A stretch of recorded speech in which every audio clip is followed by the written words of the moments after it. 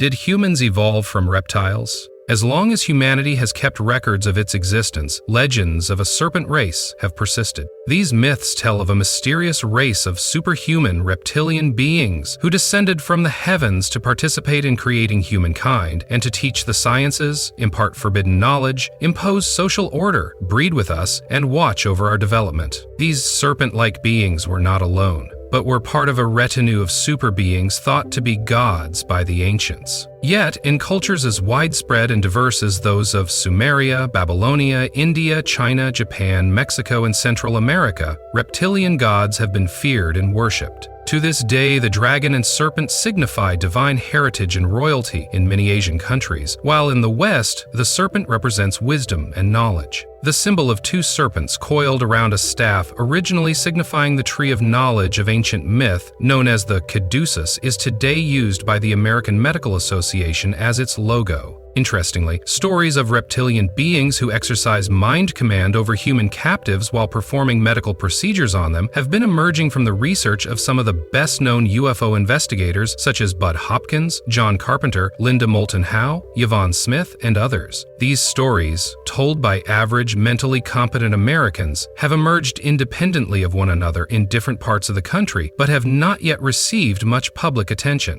They tell of human encounters with creatures that have distinctly reptilian features: webbed, claw-like hands, large golden eyes with vertical slit pupils, scaly, greenish-brown skin. Such stories have circulated around the UFO research community for many years, but few experts have had any idea of how to interpret the tales. So unbelievable and so frightful are they that in the past many researchers merely filed them away in their minds for future reference, rather than risk looking foolish or being ridiculed. Little by little at UFO conferences around the country, abductees and researchers learned of each other's similar experiences with reptilian creatures, and gradually the stories become public. Today, researchers agree that there is a variety of entities involved in the alien abduction scenario, including the familiar Greys, all human-looking blondes, Nordics, the Reptilians, Anunnaki, hybrids half human and half alien. In addition, there seem to be variations of each of these that imply crossbreeding and considerable diversity. It is not clearly understood how each type interacts with the others, although they are often reported seen together. MUFON's findings. John Carpenter has kept close track of the abduction phenomenon. He is the director of abduction research of the Mutual UFO Network, MUFON, one of the largest and most credible organizations dedicated to the scientific study of UFOs and abductions. Carpenter holds a master's degree in social work and is a highly qualified hypnotherapist who works as a psychiatric social worker in Springfield, Missouri.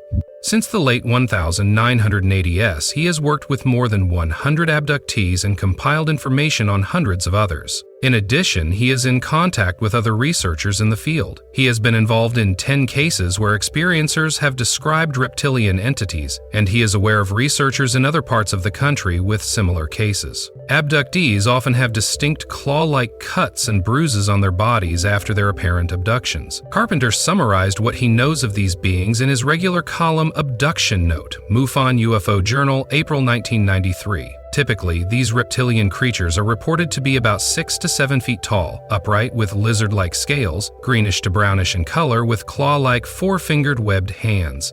Their faces are said to be a cross between a human and a snake, with a central ridge coming down from the top of the head to the snout. Adding to their serpent-like appearance are their eyes, which have vertical slits in their pupils and golden irises. Perhaps the most frightening and most controversial part of these stories are claims that the creatures occasionally are reported to have sex with abductees. Supporting Carpenter's findings is a MUFON study that had financial assistance from the Fund for UFO Research. This massive study, known as the Abduction Transcription Project, is an attempt to collect and correlate information on hundreds of abduction cases through the use of a sophisticated computer database. In July 1995, at the organization's symposium in Seattle, Washington, Dan Wright summed up the findings based on 142 separate cases and 560 transcripts. Wright said, A fair reading of those sessions indicates strongly that multiple groups of entities have been routinely intruding into the lives of Americans, children as well as adults. When a so-called reptilian is repeatedly described as having the same scaly skin tone, claws for fingers, and an extreme interest in sexuality, one must pay attention. The study's preliminary results indicate that reptilian types have been reported in a relatively small percentage, less than 20%, of the cases being studied. Not from this galaxy. Whether the beings reported by abductees are grays, blondes, reptilians, or any other variety, the scenario of the abduction phenomenon is fairly consistent among the thousands of cases studied thus far. In addition to having numerous medical procedures performed on them, abductees also report receiving information in the form of symbols or images, the meaning of which is often unclear, but much of it has to do with future Earth disasters. The beings sometimes refer to themselves as the Watchers, custodians or guardians of mankind and all living things on Earth, and they say they are preparing for the time in the near future when global changes will dramatically affect life on our planet. In some cases, they have indicated that they come from various parts of the universe, including other galaxies, or from a very distant place. In what is certainly the most disturbing aspect of the procedures reported, both men and women abductees, but most often women, report being shown rooms filled with hundreds of glass tubes where hybrid fetuses are being grown, much like a hydroponic garden.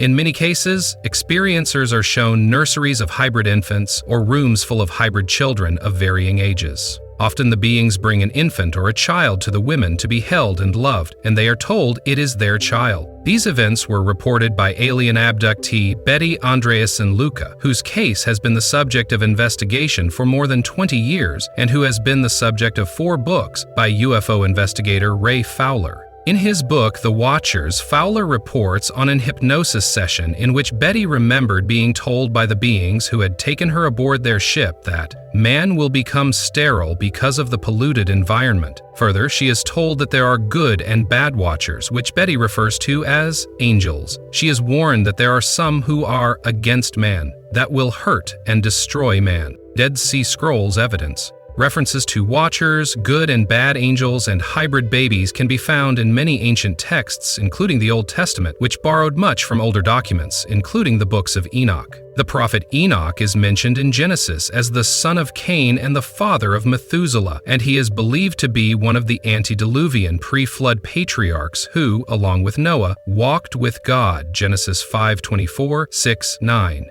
Books written by anonymous writers but credited to Enoch were given great credence by early Jewish scholars and thus influenced the writers of the Old Testament. Parts of the books of Enoch written in Aramaic were found among the scraps of parchment in the caves of Qumran in 1947, having been placed there nearly 2,000 years ago by a Jewish sect known as the Essenes. These, of course, are the Dead Sea Scrolls. Another version exists in Ethiopian. According to the Aramaic texts, Enoch was the first among the children of men born of the earth who had learned writing, science, and wisdom from the angels. In one writing, the Book of the Watchers, we learn that the Watchers are angels and that there are good and bad Watchers. We are told that the Watchers are angels of the Lord, come down to earth to instruct the children of men and to bring about justice and equity on earth. But in the case of the wicked or bad angels, the science they teach turns to wicked ends because of their sins. Their sin is that they permit their sexual appetite to dominate them. When the evil Watchers descended and beheld the daughters of man, they began to corrupt themselves with them. When the sons of God saw the daughters of man, they could not restrain their inclination. These Watchers fall from grace with God when Enoch travels to heaven in physical form to testify against them. He tells God that the Watchers had begun to go unto the daughters of men so that they became impure. As punishment for the sins of the evil Watchers against humankind, God destroys humanity, including the hybrid race of beings who are the offspring of humans and Watchers, by causing a great flood. The evil Watchers are put into a fiery pit and imprisoned by the 4 chiefs of the good Watchers, the archangels: Michael, Sariel, Raphael, Gabriel. Another interesting reference to the Watchers was found in the same cave as the books of Enoch, but was not known until 1992, when 2 biblical scholars, Robert Eisenman and Michael Wise, published their book, The Dead Sea Scrolls Uncovered. Among the 50 documents released for the first time in this book is a reference to the Watchers that is unique, for it provides one of the few physical descriptions of them. The text, called the Testament of Amram, describes the experience of a person named Amram, in which an angel and a demon were wrestling over his soul. I saw Watchers in my vision, the dream vision. 2 vermin were fighting over me. I asked them, "Who are you, that you are thus empowered over me?" They answered me, "We have been empowered and rule over all mankind." They said to me, "Which of us do you choose to rule?" I raised my eyes and looked. Of them was terrifying in his appearance, like a serpent, cloak, many-colored yet very dark. And I looked again, and in his appearance, his visage like a viper. I replied to him, "Who is he?" He answered me, "What makes this testament even more intriguing is the fact that this little-known character named Amram is quite an important personage." Amram, it turns out, was the father of one of the most famous contactees in history, the man who delivered the Jews from slavery in Egypt. This person is, of course, none other than Moses. Extraterrestrial reptile gods. If that were the only reference to reptilian beings in ancient texts, it could easily be dismissed, but the stories of such creatures date back to the earliest human writings, those of Sumer, meaning land of the guardians, Babylon, meaning gate of the gods, and other civilizations of ancient Mesopotamia. Among the thousands of clay tablets that have been recovered and translated dating from earliest recorded history are documents that record events dating back 240,000 years. One of these, the Sumerian king list, tells the story of the god Anu, chief god of an extraterrestrial race called the Anunnaki, and his sons Enki and Enlil. It is clear from the texts and the illustrations left by the Sumerians that at least some of these gods, including Enki, also known as Icke, were reptilian in appearance. It is Enki who gave the first people the fruit of the tree of knowledge and who later saved humanity by warning a Noah-like figure of the Great Flood. These stories are so similar to the Old Testament that one can only conclude that the Old Testament authors borrowed heavily from them.